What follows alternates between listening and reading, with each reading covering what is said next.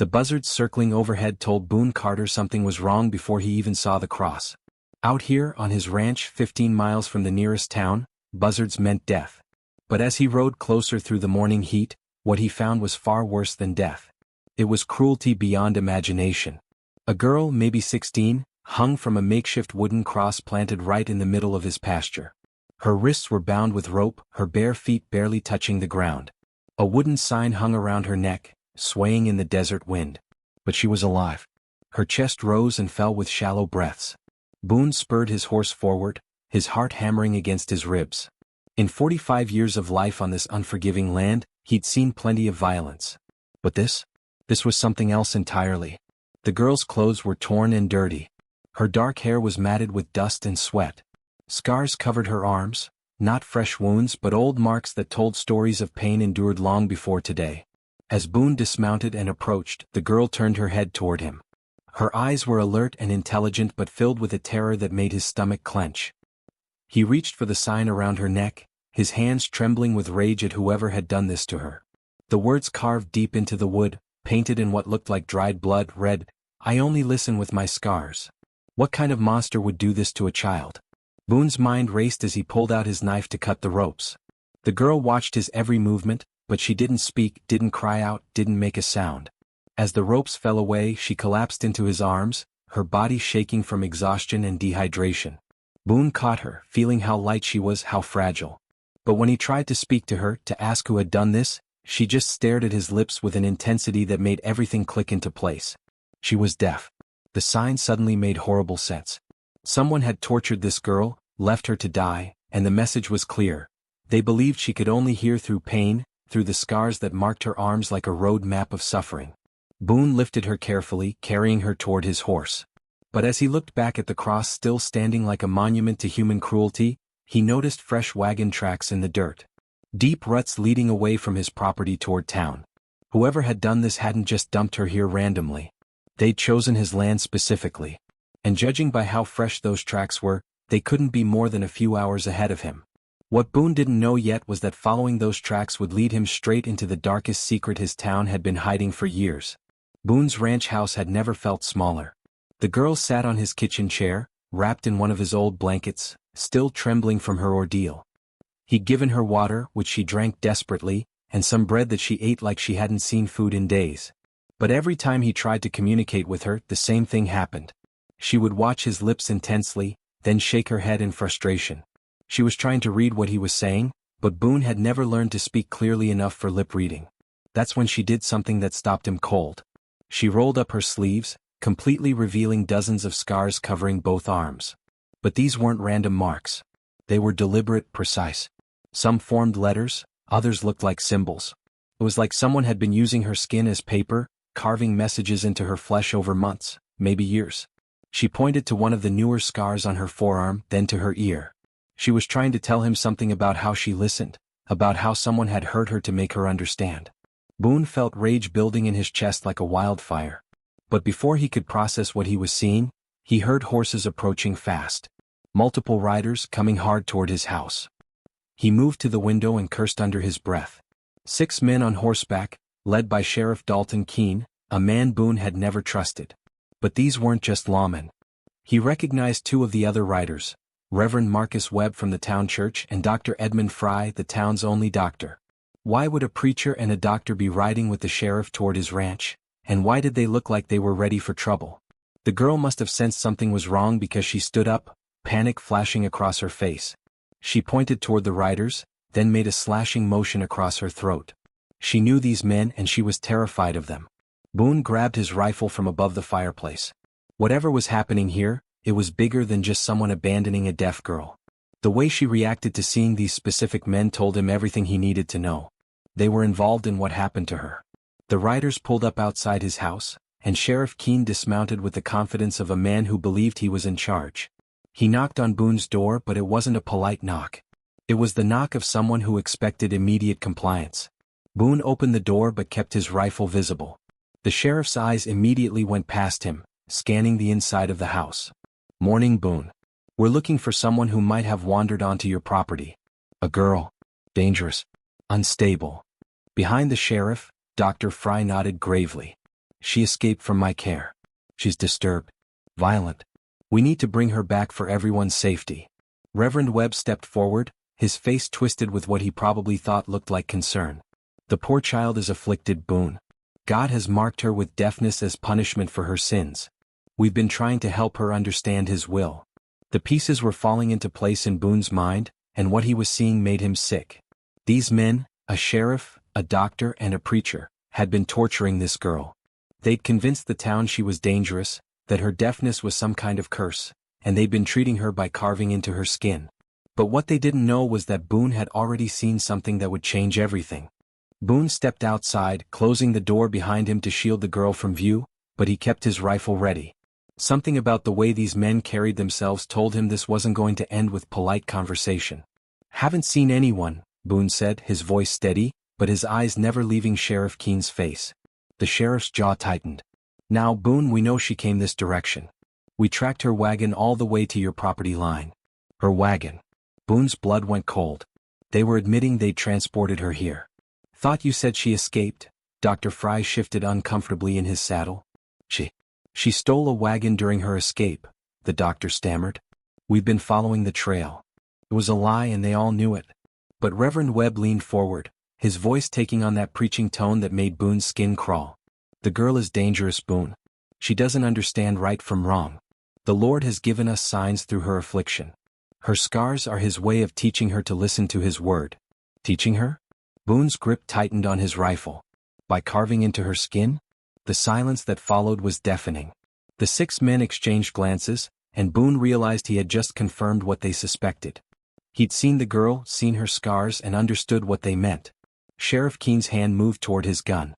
"Boone, you need to understand something. This girl, she's not like other people. She's cursed. Everything bad that's happened in our town started when she arrived 3 years ago." "What kind of bad things?"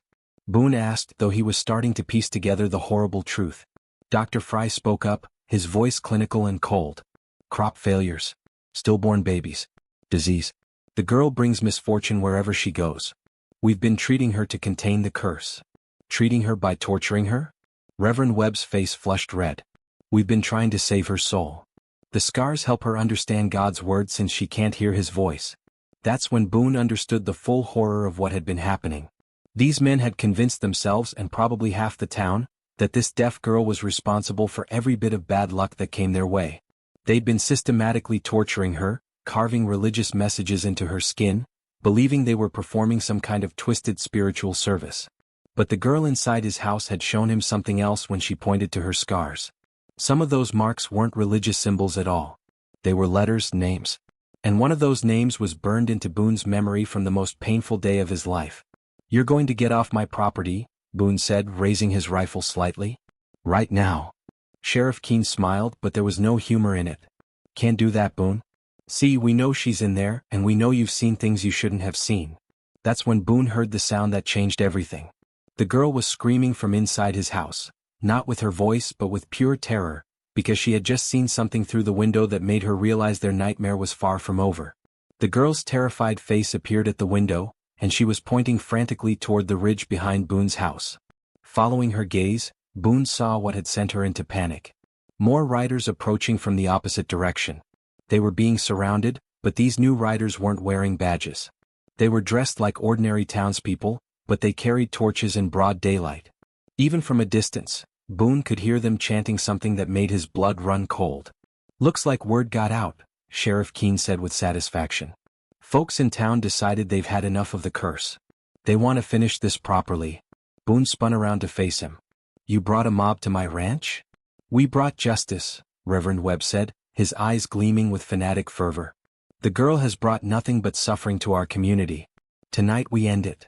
Through the window, Boone could see the girl frantically rolling up her sleeves again, pointing to specific scars on her arms. She was trying to show him something urgent, something she needed him to understand before these men took her away. One scar caught his attention, a name carved deep into her forearm. Anna, his wife's name, the wife he'd lost 3 years ago in childbirth, along with their unborn son. But that wasn't possible. Anna had died at Dr. Fry's clinic. She'd been perfectly healthy and then, suddenly, complications. Dr. Fry had said there was nothing he could do, that sometimes these things just happened. The girl was pointing to the scar, then to Dr. Fry, then making a motion across her throat. She was trying to tell him something about Anna's death, something about Dr. Fry. "Your wife died 3 years ago, didn't she?" Boone asked quietly, noticing where his attention had gone. "Tragic accident," Dr. Fry said, his voice cold. "Sometimes the Lord calls people home when we least expect it." "That's when the curse started," Reverend Webb added. "Right after this girl arrived in town. Your wife was the first victim, but she wasn't the last." Boone's mind was racing. The girl had arrived in town 3 years ago. Anna had died 3 years ago. And now, this girl had Anna's name carved into her arm, like she was trying to preserve some kind of evidence. The mob from town was getting closer. Their chanting was growing louder. Boone could make out individual words now. "Cleanse the curse. Burn the witch. God's will be done." Sheriff Keene stepped closer to Boone's door. "Here's what's going to happen. You're going to step aside and we're going to take the girl. The townspeople are going to have their justice, and you're going to forget you ever saw anything here today." "And if I don't?" The sheriff's smile was cold as winter. "Then you'll burn with her. Folks in town already think you're strange. Living out here alone talking to no one. Won't be hard to convince them you've been corrupted by her curse too." But Boone was no longer listening to their threats. He was focused on the girl's desperate attempts to communicate with him through the window. She was pointing to another scar now. This one newer than Anna's name. It looked like numbers. A date. The date Anna died. The girl had been there. She'd witnessed Anna's death. And judging by the terror in her eyes when she looked at Dr. Fry, what happened to Anna wasn't natural causes. That's when Boone realized the horrible truth. His wife hadn't died from complications in childbirth. She'd been murdered. And this deaf girl was the only witness who could prove it. The realization hit Boone like a physical blow. Anna hadn't died from childbirth complications. She'd been murdered. And Dr. Fry was involved. The girl inside his house was the only witness. And they'd been torturing her for 3 years to keep her silent. But why kill Anna? And why would a doctor, sheriff, and preacher be working together to cover it up? The mob was close enough now that Boone could see individual faces. Mayor Langston rode at the front, carrying a torch despite the daylight. Boone recognized the banker, the general store owner, even some of the ranchers from neighboring properties. These weren't just random townspeople. These were the most powerful men in the county. "Time's up, Boone," Sheriff Keene said, drawing his gun. "Step aside." But the girl had just remembered something that would turn this entire confrontation upside down. She climbed out through the window and walked directly toward the crowd. Her scarred arms held high for everyone to see. She wasn't running or hiding anymore. She was going to face her tormentors, knowing she might die but determined to finally tell her story. As she approached the mounted men, she pointed to specific scars on her arms, then to Sheriff Keene, Dr. Fry, and Reverend Webb. She was identifying them as her torturers in front of the entire town. Then she did something that made Boone's heart break. She pointed to the scar with Anna's name, then to her own heart, then to Boone. She was telling him that she'd cared about Anna, that watching her die had broken something inside her too.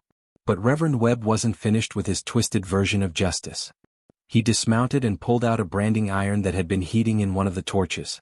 "If words won't silence her," he said with religious fervor, "then perhaps we need to give her a scar she'll never forget." The girl saw the branding iron and stumbled backward in terror, but there was nowhere left to run. That's when Boone made a decision that would change everything. Boone stepped between the girl and Reverend Webb, his rifle aimed directly at the preacher's chest.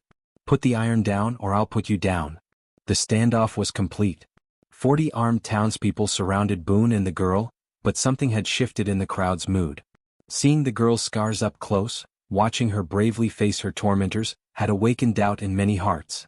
"Look at her arms," Boone shouted to the crowd. "Look at what these men have done to a child. Is this the justice you came here for?" One of the ranchers, an older man named Gideon Nash, lowered his torch. "Reverend, what is the meaning of those scars? Why does that girl have names carved into her skin?" Reverend Webb's face contorted with rage. "She's a witch. The scars are her devil's marks. She uses them to cast curses on our town."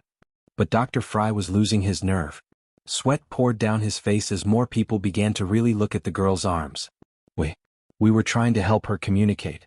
Since she can't hear, we thought you'd torture her into silence." Boone cut him off. Then he turned to the crowd. "This girl saw my wife murdered in Dr. Fry's clinic 3 years ago.